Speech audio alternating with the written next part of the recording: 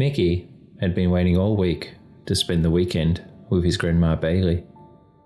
He dearly loved his grandmother, and she always spoiled him with lots of treats. Even though Micky was only 6 years old, he could see that his grandma was lonely since his grandpa passed away. Finally, it was time to go and see Grandma. Micky got into his mother's old rusty Toyota with its chipped paint and worn wheels. Finally, they pulled up in front of Grandma's house. Micky always loved the smell of the flowers that greeted him when he got out of the car. The vibrant colours of the blooming garden, the sound of the wind rustling through the leaves. Pulling his Thomas the Tank Engine bag onto his shoulders, he could feel the weight of his toy trains and clothes inside the bag. He leapt out of the car onto the footpath. His tiny feet felt like he was bounding, almost like a giant, running towards Grandma's house. Flashes of red, pink, yellow, and green whirled past him as he headed towards the front door. The door was stained with a dark brown lacquer, which reminded Micky of chocolate, one of his favourite treats. I hope Grandma has made something yummy to eat, Micky thought. The door with its peeling paint and creaky hinges seemed to loom over him like some kind of beast. Be good to Grandma, and don't be naughty, Micky. I will see you on Sunday, his mother yelled out of the window as she drove off into the distance. He raised his little hand and he pressed the doorbell repeatedly, pushing it, which produced a shrill dinging sound over and over again. The door started to creep open slowly, and a sense of darkness seeped out of the crack. In the doorway stood someone that Micky didn't recognize. It was a tall, older man. He was stooped over with a large hump on his back. His grey eyebrows were bushy and wild, and it seemed like they wanted to cover his eyes, almost like two caterpillars, Micky thought. The man's withered face had numerous lines from many years of hardship, and his lips were so thin they almost didn't exist. Who the hell are you? The old man barked at Micky. Micky was puzzled and scared. He hadn't seen this man before. Where was his grandma? The fear started to bubble up inside him. It was almost palpable. He could feel it creeping up his spine with a cold shiver. I'm Micky. I'm here to see my Grandma Baily, Micky replied in his small child voice. Your grandma isn't here at the moment. She is out and she'll be back later. Now stop looking foolish and come inside, the old man demanded of Micky. Micky didn't know what to do. He wished his mother hadn't left, but meekly, he put his head down and walked inside his grandmother's house. It was still like he remembered it. All the furniture was old and very big. The couch was a deep brown, with his grandmother's favourite shawl resting over the back, which is strange because she always wore it wherever she went. The man led Micky into the kitchen and told him to sit down and be quiet. Micky sat at his grandmother's table for hours. He wanted his mum. Micky was frightened. His tiny legs kicked back and forth under the chair. It was the only thing he could do to pass the time. Then, he remembered his toys. Reaching into his Thomas the Tank Engine bag, he pulled out a bright green engine and he put it on the table. He looked at it lovingly. It was his favourite, Percy. Now Percy, don't cause confusion and delay, or the Fat Controller will be angry. He squealed as he rolled it back and forth over the table. Micky didn't realise he was being very noisy, and soon the old man came stomping into the room. Shut up, you little brat. I'm working. You're disturbing me, he screamed at the young boy. Micky stopped. He wasn't sure what to do. No one had screamed at him like that before, and as soon as the old man stopped yelling, Micky could feel the tears starting to well up behind his eyes. What, you're crying like a little girl? The old man's voice had a snide, mocking tone. The old man's large hand reached out and grabbed Micky by the scruff of his collar. He yanked him off the chair. Come with me, brat, he laughed, as he dragged Micky into the lounge room and jerked the boy backwards and forth as he walked. Look at that. That's what I do to noisy children, he grunted. Micky looked through blurry eyes and realised there was another child in the house. He didn't know who this child was. The child was about the same size as Micky, but it was facing away from him. The child had blue weathered overalls on and a red, white striped shirt underneath, and had a matching striped hat. A slingshot was hanging from his rear pocket. 2 brass bells were attached to the child's waist. The child was standing in the corner of the room, both arms folded and pressed against the wall. Its head was resting in its arms, like it was looking down at the floor. It was too dark for Micky to make out any other features. The last noisy child I turned into a dull brat. Do you want to stand in a timeout forever? He demanded. Micky shook his head, not sure what to do, not sure what to say, and he whispered, I want my grandma. You want your grandma? Well, let me take you to her, and if you dare to make a noise, you'll be in timeout, he mocked the little boy. Reaching down, he snatched the boy's hand and dragged him towards his grandmother's room. Micky's heart was pounding in his chest. He was scared, because that was the only room in his grandma's house where she forbade him to go. He had no choice now. The old man was taking him there. The doorway was open, and Micky could make out his grandmother's bed. Something was lying on top of it. The bed was surrounded by what looked like to be black candles, 5 in total. 4 were placed in each corner of the bed, while the 5th was resting on top an antique bedhead. The bedhead was carved with 2 baby angels, their innocent faces, whispering to Micky that everything would be alright. The candles flicked a bright amber as the flames licked at the black beeswax. They looked like they wanted to devour him. As they approached the bed, Micky's eyes dropped, and he realised what was on the bed. It was his grandmother. She wasn't moving. She wasn't making a sound. The shock was overwhelming, and it froze Micky in place. Grandma! Micky's scream was cut off as suddenly as he saw his feet flying off the ground. He didn't even feel the wall when he hit it. And then, the world went dark. Stop it! I don't want to go into timeout, Andrew screamed, his tiny voice filling the small cupboard he now found himself thrown into. Andrew's father was a toy maker who specialised in making dolls. He would spend hours working on his children, but he never had time for his own son. You'll stay in there until you learn how to behave, you little brat, his father screamed at him through the crack in the cupboard door. Andrew sat in his tiny prison in silence. He knew what would come next if he didn't. Reaching down, he took his left hand into his right.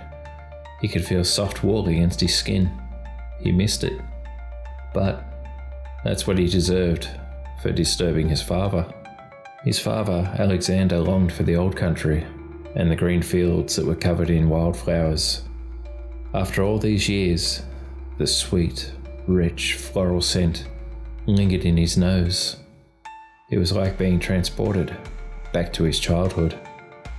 He still remembered his grandfather's house. It was constructed from grey cobblestones of different sizes, with a straw thatched roof that had turned brown after many years in the sun. There was no windows in his grandfather's house. He was a poor man who made a pittance from making wooden toys for children. Alexander loved his grandfather's toys. He would stare intently as his grandfather created a new toy. The sound of the wood planer scraping against the oak gave Alexander a thrill. Watching the wood shavings fall away to reveal a new face was as close as being to God as man could be. He still remembered his first beating at his grandfather's hands. Alexander had stolen a piece of oak to create his own toy. He worked for days carving his new doll. When he showed it to his grandfather, he snatched the doll from his grandson's hands and stared at it. The doll was hideous. Its face was deformed and twisted. Its eyes were different sizes, and the left hung lower than the right. Disgusted by this toy, his grandfather turned and threw it into the fire. The flame licked at its wooden face, and a faint orange glow started to surround the doll before it was consumed by the flames. Alexander rubbed the side of his face with his rough hand. He could still feel the sting from his grandfather.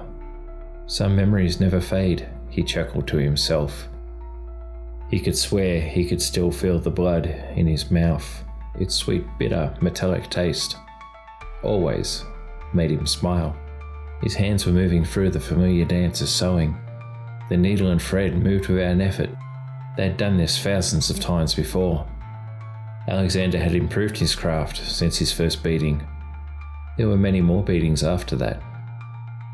But he couldn't stop creating his children. Andrew sat still, too afraid to move. He could hear his father pacing back and forth, muttering to himself. He did this when he was thinking about his grandfather. Andrew knew what would come next, but he dreaded it with every fibre of his body. Footsteps started to come towards him. His father's heavy boots grew louder until they stood in front of the cupboard door. The sound of the keys rattled. It sounded like small metallic bones scraping against each other. Andrew could hear the key sliding into the lock, and he could sense the lock beginning to turn. The key slid into the lock without much effort. Alexander turned the key. He knew it was time to discipline this little brat. Why'd he even marry that woman and produce this fake child? It was not perfect. It was not like his children. Before him was this wretch of a flawed child. Alexander had to smile as he looked at the boy's left hand. It was perfect, and its soft woolen fingers seemed so delicate. He was amazed at how easy it was to graft onto the boy. His smile soon turned to terror as he saw the boy sitting in his own waste. That wouldn't be a problem anymore. A few hours later, the boy had been silent. He hadn't said another word since Alexander slapped him, and the life dulled behind his eyes. Placing the boy's limp body on the workbench, he marveled at what he could now do with the help from them. Leaving the boy, Alexander turned on his heel and strode towards a plain box on the floor. He lifted the heavy lid with some effort. Inside was a black cloth with some writing sewn into it with silver thread. Pulling the cloth aside, Alexander retrieved 5 black candles. He needed them for what would come next. At the bottom of the chest was a bleached skull. All remnants of what had been there previously had been removed a few years ago, and it was with her help he could make his children lifelike. Andrew realized he couldn't move. His body would not respond to simple commands. He was frozen in place. What had Father done to me? With horror, he realized he couldn't move his head. His gaze was looking down at his feet. They were not his feet anymore. Andrew realized that they were a cream white color and looked soft, like wool. Alexander was pleased with himself. He looked at his perfect son standing in the corner in a timeout. His weathered overalls and striped red shirt were a perfect touch. Lastly, he attached 2 brass bells to the boy's waist, in case he had some silly notion of leaving his eternal time out. Alexander, you want a real child, don't you? A voice whispered to Alexander. It was on the edge of his sleep. His eyes snapped open, and he was surrounded by darkness. He could feel her next to him. She was cradling that little brat again. He could hear it sniveling under the blanket. The thing must be cold, he thought bitterly. A real child. How would he get a real child? All the children that he'd created had failed. They were not perfect. Alexander, you want a real child, don't you? Those words hung in the air. He could almost touch them. Alexander, darling, can you help me with the baby, please? Beth demanded of her lazy husband. They'd been married for 2 years, and it was her parents who forced her to marry this failure of a man. All he ever did was attempt to make his toy dolls, and he couldn't even do that. They always came out deformed and twisted. They scared all the little children, except for Andrew, who loved his father's creations. When they were first married, he was carving them out of wood, and shavings were all over the house. It was a mess. Thankfully, Beth forced him to start sewing and knitting dolls instead. It wasn't as messy as the wood. But still, he could not make a beautiful doll. Their faces always seemed wrong to her, and it creeped her out. It was worse when he referred to them as their children. "Alexander, you want a real child, don't you?" The voice was more insistent now. It demanded Alexander's attention. Opening his eyes, he felt like he was not alone. Alexander attempted to turn his head towards his slumbering wife, but he couldn't move. "Don't worry about Beth. She won't wake up. Now, I want you to follow me." The voice was sweet and promised him something beyond his wildest dreams. Alexander's body started moving. He willed himself to stop, but his legs began walking. Soon he stepped out into the cold night. White snow blanketed the ground. It crunched with each step that he took with his bare feet. But he didn't feel the cold. He felt nothing. Mile after mile he walked, never tiring and never feeling. The countryside merged into a blur, and Alexander didn't even know where he was being taken. But the sweet promises of the voice whispered to him as he walked down even further into ecstasy. Eventually he stopped. It took him a moment to come to his senses, and he realized where he was. He was standing in front of a small cave. Fear started to creep up his spine, like a spider crawling over broken glass.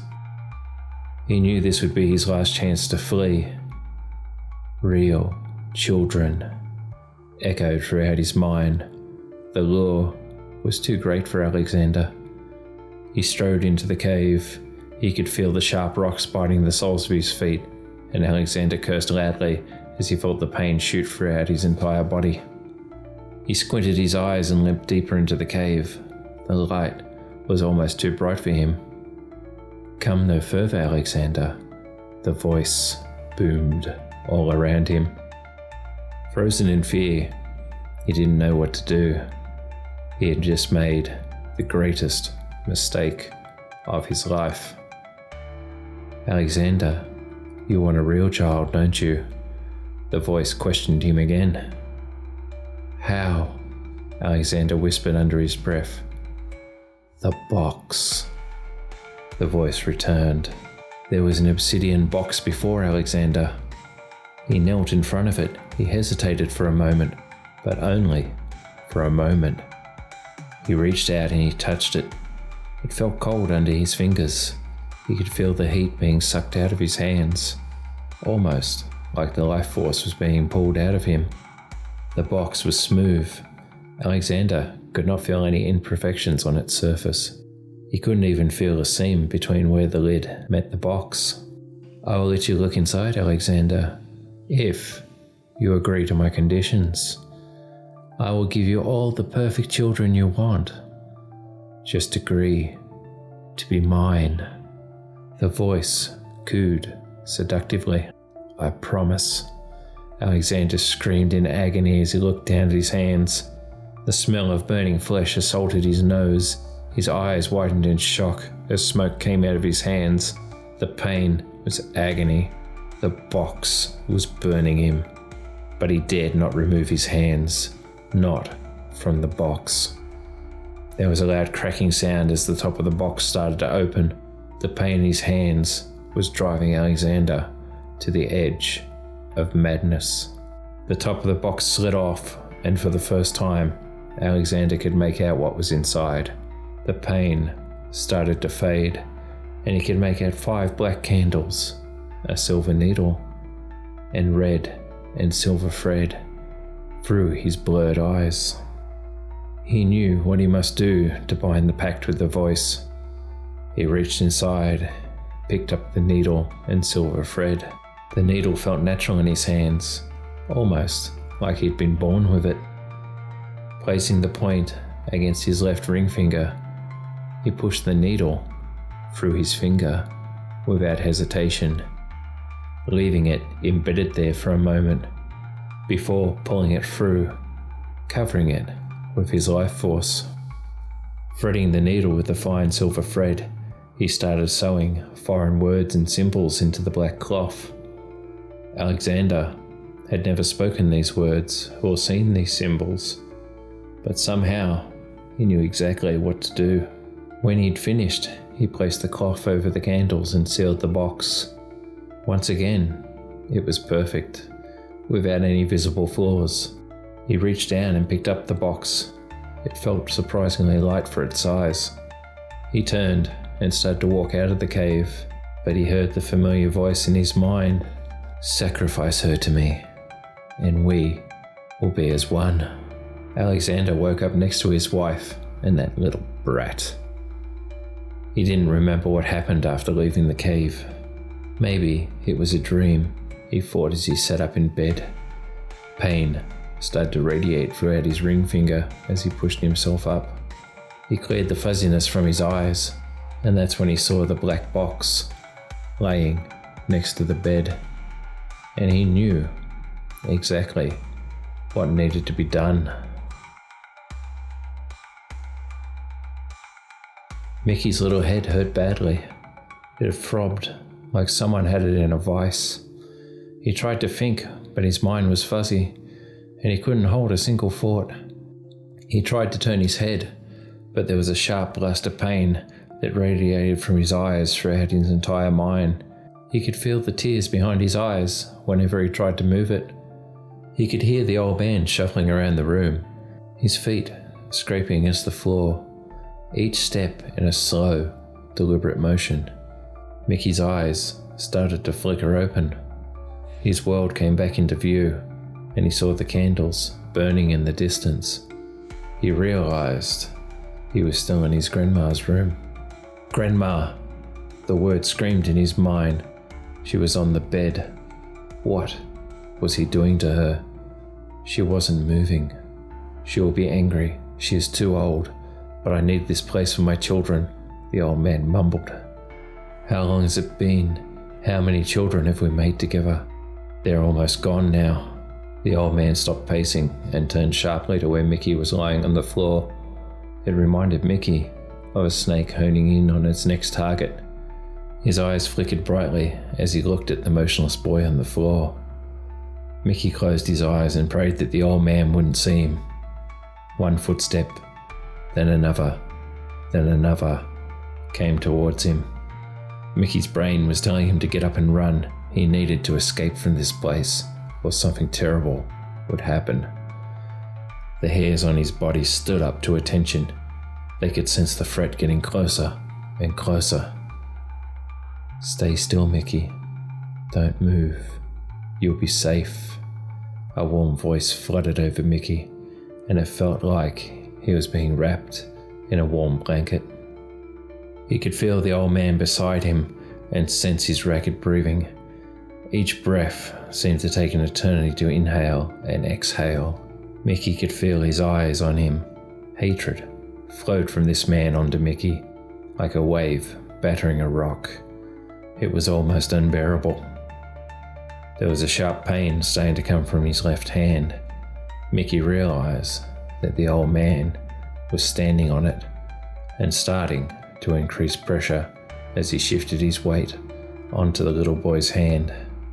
"Brat, it's time to wake up," he grumbled at the boy on the floor. Micky could feel the old man starting to twist his heel onto his hand. The skin was starting to pull and tear, and the bones were starting to strain and twist painfully. "Be quiet, Micky. Endure it. You'll be safe," the voice whispered into his ear. Micky wanted to scream for his grandma or his mother. The pain hurt so much. I must have broken him. The old man sounded disappointed as he took his foot off the boy and walked away. Andrew stood in the corner of the room, his head resting on his folded woolen arms. He could feel the little boy's pain. He wished that he could comfort him and somehow take the pain away. Over the decades, he had seen his father work and give birth to his new children. How many innocent people had been transformed into these monstrosities, Andrew wondered. Since Andrew was his father's first child, he had seen how the ritual worked and witnessed something even his father didn't know. Andrew knew who was at the heart of the ritual. She was the one who put him in this prison of cloth and wool. If only his father knew what evil he was doing. He lifted his head and turned to look at his father. Alexander cursed, having to flee from his home. They had finally caught on to him. It had only taken 30 years, he chuckled. A few days ago, a crowd of angry people surrounded his home with rifles. They'd suspected something was amiss for a while. Children had been disappearing over the last 30 years, and he'd become sloppy, especially with the last little brat. Alexander fled his home and his precious children, but he managed to escape with only his first child. He stumbled around the streets looking for an abandoned building to hide in, but fatefully, he ran into Baily. She was a kind woman who invited Alexander into her home. She offered him a cup of tea, which he accepted with a fake smile. It was when she left the room that he walked up behind her and ran her through. He had laid the old lady out on the bed and was prepared to do the ritual to create a new child for his newest collection. But as he worked, the doorbell rang, and before him stood a little brat. Fate was smiling at him indeed. "It is almost time, Alexander. You have made me happy these last few years, but it's time for you to come back to me," a voice cooed into the darkness. A shiver ran through Alexander. Deep down, it felt like sharp claws had been touching his bare skin, causing him to cringe. Looking down at his new creation, it was far from perfect. It was an old-style Raggedy Ann doll. Instead of bright red hair, grey strands of wool fell from its head onto its face. Wire-framed glasses sat over its black eyes that seemed to curse Alexander. Micky watched in horror as the old man picked up the doll from the bed, which seemed heavy in his frail arms. His face started to turn a beet red as he let out a tortured scream. Micky wanted to cover his ears, but he was too scared to move. If the old man knew that he was still alive, then he would do terrible things to him. The old man's scream faded. Soon it was replaced by a coughing fit. He raised a handkerchief to his mouth to suffocate the barking from his lungs. Finally, the episode passed, and the old man stared at the white cloth for a moment before letting it fall to the floor. It was stained red. "Now it's your turn, little brat," the old man coarsely whispered. The fit had taken a toll on his voice.